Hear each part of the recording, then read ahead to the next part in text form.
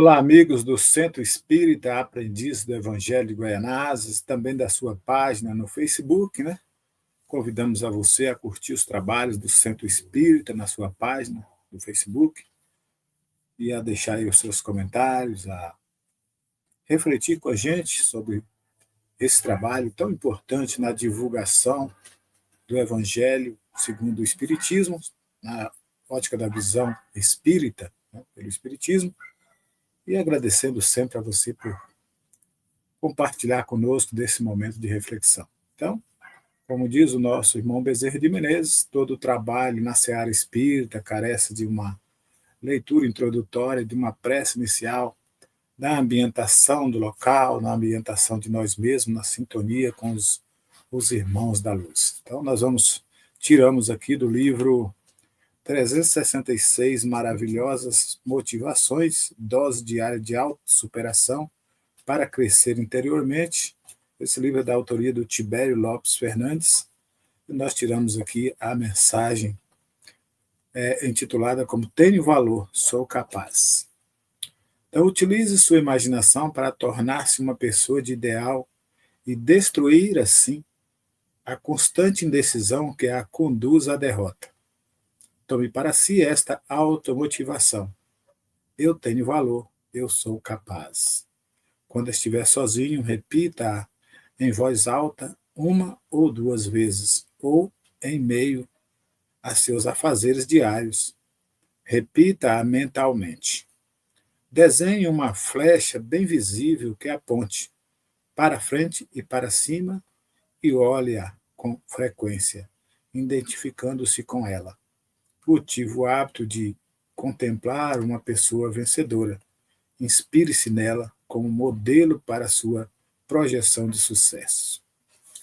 Pois é uma linda mensagem nos convidando a nossa mentalização, né? Nós estamos sempre atentos aos nossos pensamentos, criando, imaginando coisas boas, né?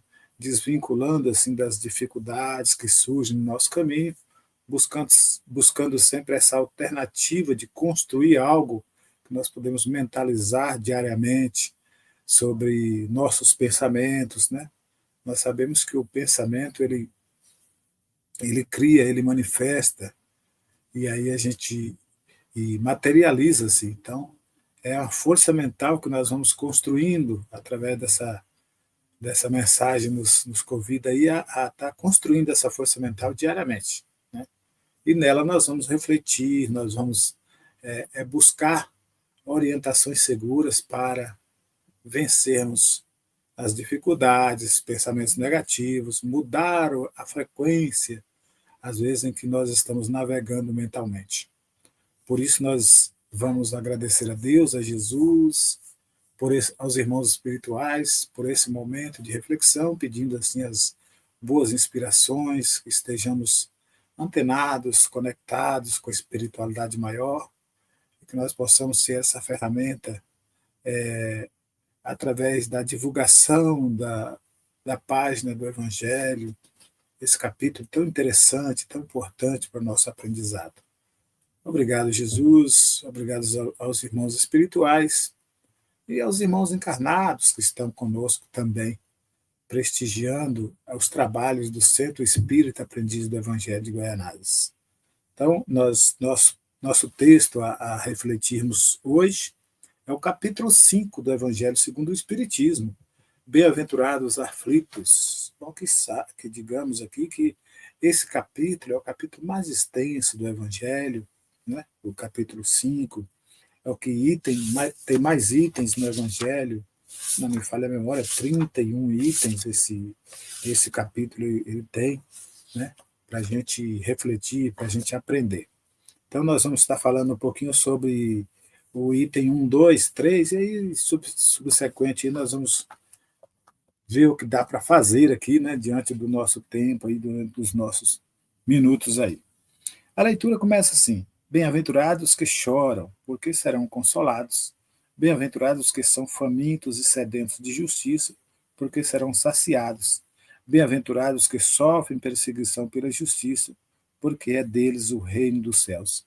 Essa passagem está no livro de São Mateus, no capítulo 5, no versículo 5, 6 a 10, na Bíblia. Também nós encontramos mais um item aqui, 2. Bem-aventurado vós que sois pobres, porque é vosso o reino dos céus. Bem-aventurado vós que agora tendes fome, porque sereis saciados. Felizes sois vós que sereis felizes sois vós que agora chorais, porque rireis. Lucas capítulo 6, versículo 20 e 21. E também, mas ai de vós, ricos, porque tendes vossa consolação neste mundo. Ai de vós que estáis saciados, porque tereis fome. Ai de vós que agora rides, porque sereis reduzidos aos prantos e às lágrimas. Novamente em Lucas, no capítulo 6, no versículo 24 e 25. Pois é, né, gente? Então, aí faz essa abertura com o item 1 e 2, né? E logo na sequência nós temos aí a justiça das aflições, né, que o Evangelho nos traz aqui, dizendo as compensações que Jesus promete aos aflitos da terra só podem acontecer na vida futura. Sem a certeza do porvir, essas máximas seriam um contrassenso. Mais que isso, seriam um logro. Mesmo com essa certeza, dificilmente se compreende a utilidade de sofrer para ser feliz. Disse que é para ter mais mérito. Mas pergunta-se então, por que uns sofrem mais que outros? Por que uns nascem na miséria e outros na opulência, sem ter feito nada para justificar essa situação? Porque uns nada conseguem, enquanto para outros tudo parece sorrir? Mas, mas o que se compreende menos ainda é os bens e os males divididos tão desigualmente, né, entre o vício e a virtude. Homens virtuosos sofrerem, enquanto os maus prosperam. A fé no porvir pode consolar e proporcionar paciência, mas não explica essas anomalias que parecem desmentir a justiça de Deus. Todavia, desde que se admita Deus, não se pode concebê-lo sem a infinitude de perfeições. Ele deve ser todo poder, toda justiça, toda bondade. Sem isso, não seria Deus. Se Deus é soberanamente bom e justo, não pode agir por capricho nem com parcialidade. As vicissitudes da vida têm, pois, uma causa, e como Deus é justo, essa causa deve ser justa. Eis do que cada um deve bem se compenetrar.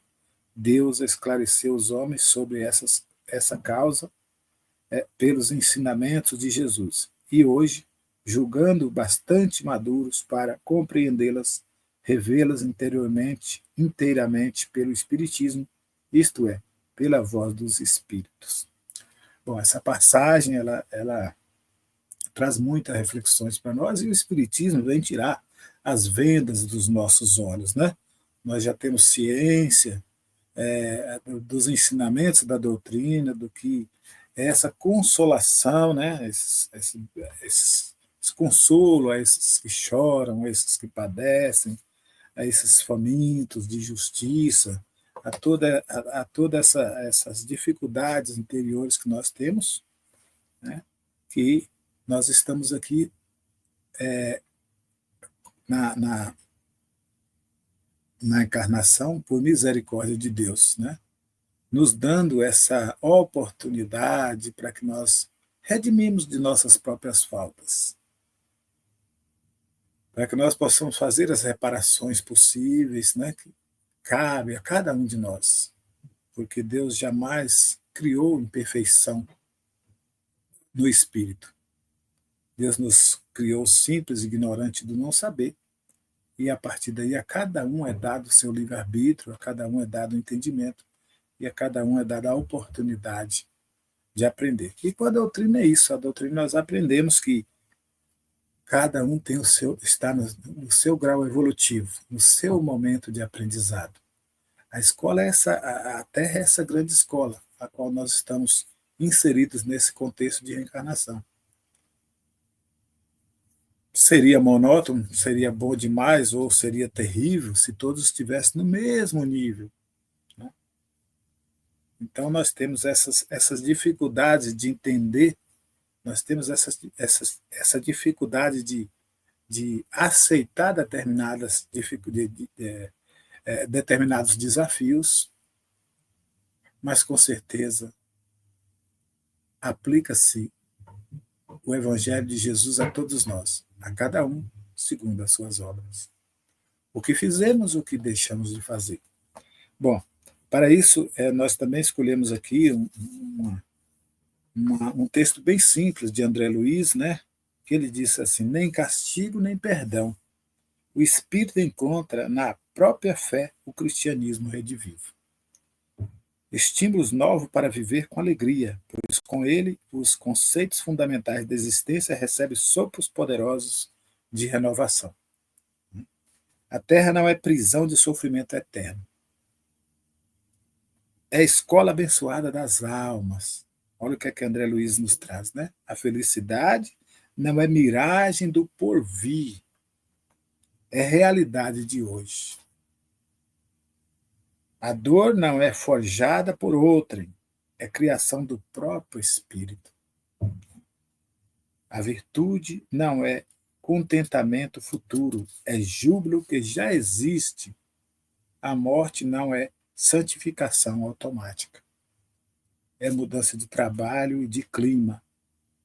O futuro não é surpresa atordoante, é consequência dos atos presentes.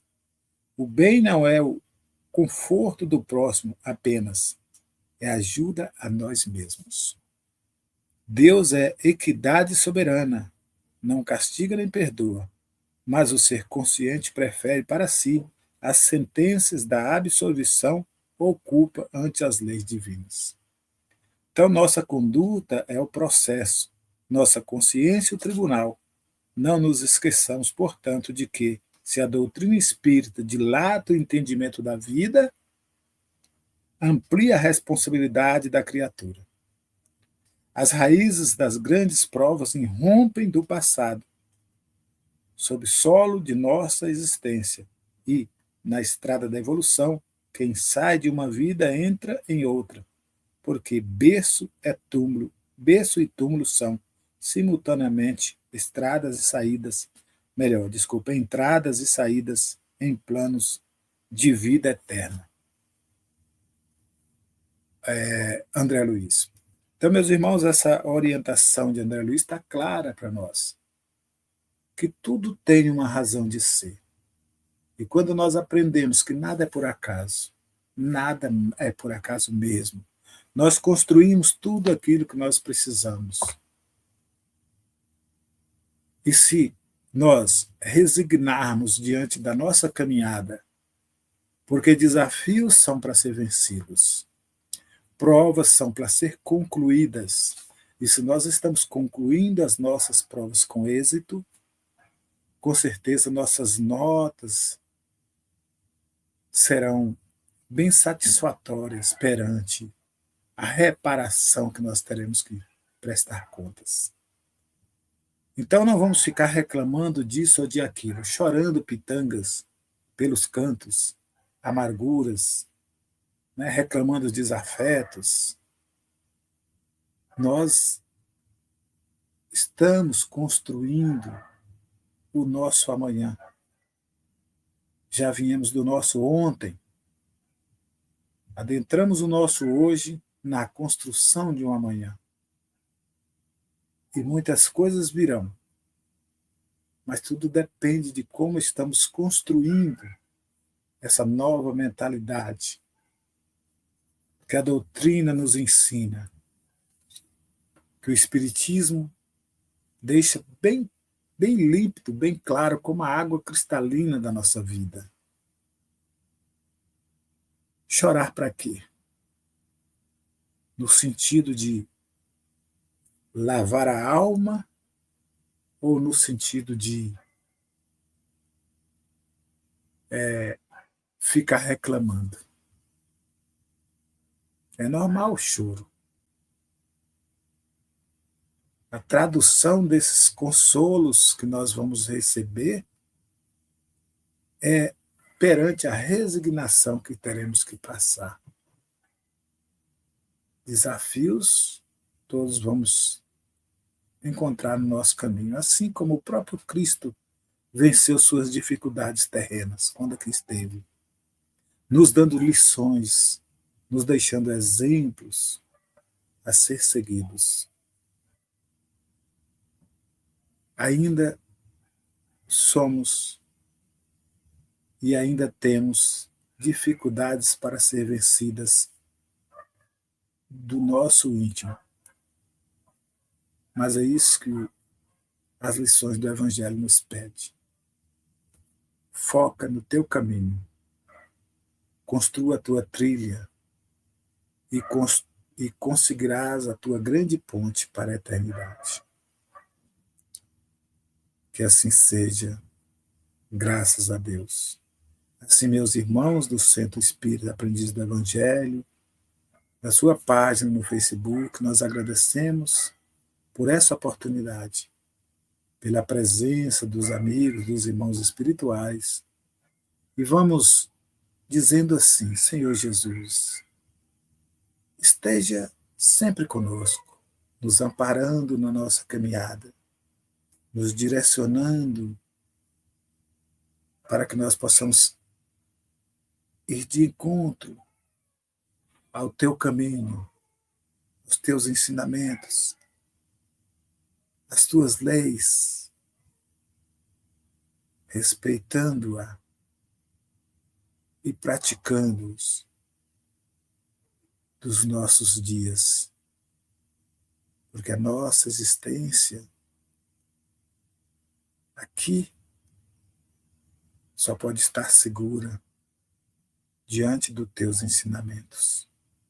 Obrigado, Senhor. Paz e luz para o coração de todos. Assim seja. Graças a Deus.